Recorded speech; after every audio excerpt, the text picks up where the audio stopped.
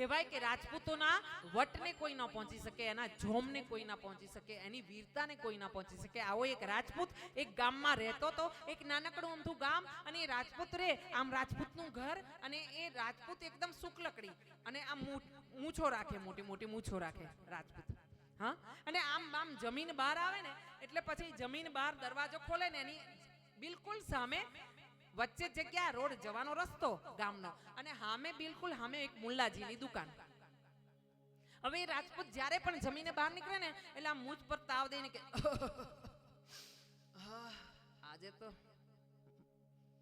આજે તો મસ્ત જમ્યા.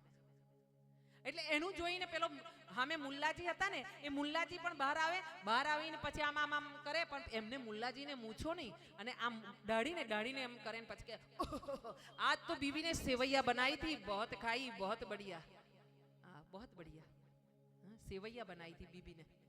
हाँ, આમ બે જણનું ચાલ્યા કરે, વાર્તાલાપ ચાલ્યા કરે. એટલે પેલો એક દિવસ મુલ્લાજીએ કીધું કે ભાઈ આજે તો સેવૈયા ખાધી, અને ચોખ્ખા ઘીની સેવૈયા ખાધી. અને આ બાજુ રાજપૂત આવ્યો, તેણે કીધું મેં તો ચોખ્ખા ઘીનો શીરો ખાધો. તો પેલા કે ચોખ્ખા ઘીનો શીરો ખાધો તો બતાવ ને. કે જો તો ખબર નથી પડતી, મૂછો પર તાવ દઉં છું. તે મૂછોમાં તાવ દીધેલું ને તે પેલા બિચારા રાજપૂતના ઘરે ઘી બી મળે નહીં, પણ ભગવાનનો દીવો હતો ને એમાંથી આમ આંગળી કરીને મૂછોને તાવ દેતો તો એમાં દીવાની દિવેટનો રૂ આવી ગયેલું, તે રૂ આમ મૂછ પર આવી ગયું. એટલે પેલો કે અલા તું રહેવા દે, એમ કે ફૂંક મારીશ તો ઉડી જશે. આ તારા મૂછો પર તું તાવ દે છે ને, અહીં તો દિવેટ ચોટી છે, એમ કે તું તો દીવામાંથી ઘી લઈને આવેલો છે, કઈ શીરો બીરો નથી ખાધો. આમ રોજ એનું અપમાન થાય, અને રાજપૂતને પેલો અપમાનિત કરે મુલ્લા. એટલે પેલો રાજપૂત કે ભાઈ એક દિવસ આવા દે, કઈ એવો સમય આવા દે, સંજોગ આવા દે, પછી તું મારી વીરતાને રાજપૂતની રાજપૂતાઈને જોજે. હા, નાનો તોય રાયનો દાણો. હા, વીરોને કઈ માથે લખ્યું ના હોય કે હું વીર છું, હું આટલો તાકાત વાળો છું. એમ કે ને કે પતલા જોઈને ભીડી નહીં જવું ને જાડા જોઈને બી નહીં જવું. અહીંયા એવું થયું કે મુલ્લાજી રોજ આવું કરે, અને પેલો એમ કે સમય આવા દે, સમય આવશે ત્યારે તને બતાવી દઈશ કે આ છઠ્ઠીનું ધાવણ રાજપૂતાણીનું ધાવીને બેઠો છું. હા, અમે અસલ રાજપૂત વીર.